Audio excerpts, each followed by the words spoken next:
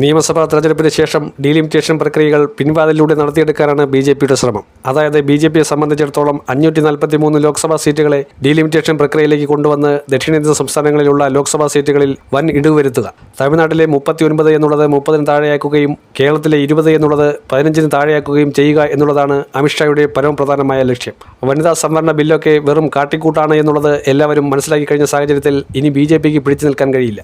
BJPയുടെ കള്ളക്കളി എല്ലാവരും മനസ്സിലാക്കി കഴിഞ്ഞു. പ്രതിപക്ഷം ഒറ്റക്കെട്ടായി അത്തരത്തിലുള്ള കള്ളക്കളികളെ പൊളിച്ചടുക്കി കഴിഞ്ഞു. 800-ലധികം സീറ്റുകൾ ഉയർത്തിക്കൊണ്ടുവരുമ്പോഴും കേരളത്തിലും ദക്ഷിണേന്ത്യൻ സംസ്ഥാനങ്ങളിലും ആനുപാതികമായിട്ടുള്ള വർധനവല്ല കൊണ്ടുവരാൻ ശ്രമിക്കുന്നത്, മറിച്ച് കള്ളക്കളിയിലൂടെ സീറ്റുകളുടെ ലഭ്യത കുറയ്ക്കുക എന്നുള്ളതാണ്. എന്നാൽ വേറൊരു രീതിയിൽ ഡീലിമിറ്റേഷൻ കൊണ്ടുവരാം. ജനസംഖ്യ അടിസ്ഥാനത്തിൽ മാത്രം ഡീലിമിറ്റേഷൻ പ്രക്രിയ കൊണ്ടുവരികയാണെങ്കിൽ ഉണ്ടാകുന്ന നഷ്ടം എത്രത്തോളം ഭീകരമാണ് എന്നുള്ളത് ജനങ്ങൾ മനസ്സിലാക്കി കഴിഞ്ഞിരിക്കുന്നു.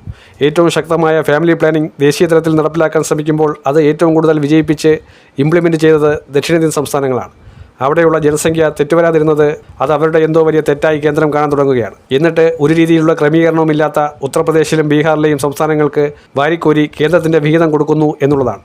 യൂണിയൻ ബജറ്റിൽ നിർമ്മലാ സീതാരാമൻ കേരളത്തിലെ പേര് പറയുന്നതിനെ ജനങ്ങൾ വളരെ അത്ഭുതത്തോടെ നോക്കിക്കാണുകയാണ്. കാരണം പേരെങ്കിലും പരാമർശിക്കുമോ എന്നാണ് ആളുകൾ ചിന്തിക്കുന്നത്.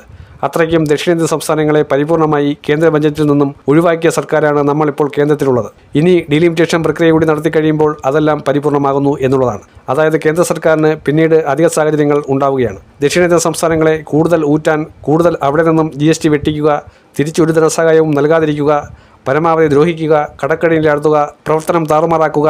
ദക്ഷിണേന്ത്യൻ സംസ്ഥാനങ്ങളിൽ BJPക്ക് ഭരണം കിട്ടാത്തതിൻ്റെയും BJPക്ക് കടന്നുകൂടാൻ കഴിയാത്തതിൻ്റെയും ചുരുക്ക് അവർ നല്ല രീതിയിൽ തീർത്തുകൊണ്ടിരിക്കുകയാണ്. ഈ വക കലാപരിപാടികൾ എത്രയും പെട്ടെന്ന് അവസാനിപ്പിക്കണമെന്നാണ് വളരെ വ്യക്തമായി തന്നെ ദക്ഷിണേന്ത്യയിലെ മുഖ്യമന്ത്രിമാർ സംയുക്തമായി ചേർന്ന് പല പ്രസ്താവനകളും നടത്തിയിട്ടുണ്ടെങ്കിലും അതൊന്നും ഇതുവരെയും ഏശിയിട്ടില്ല എന്നുള്ളതാണ്.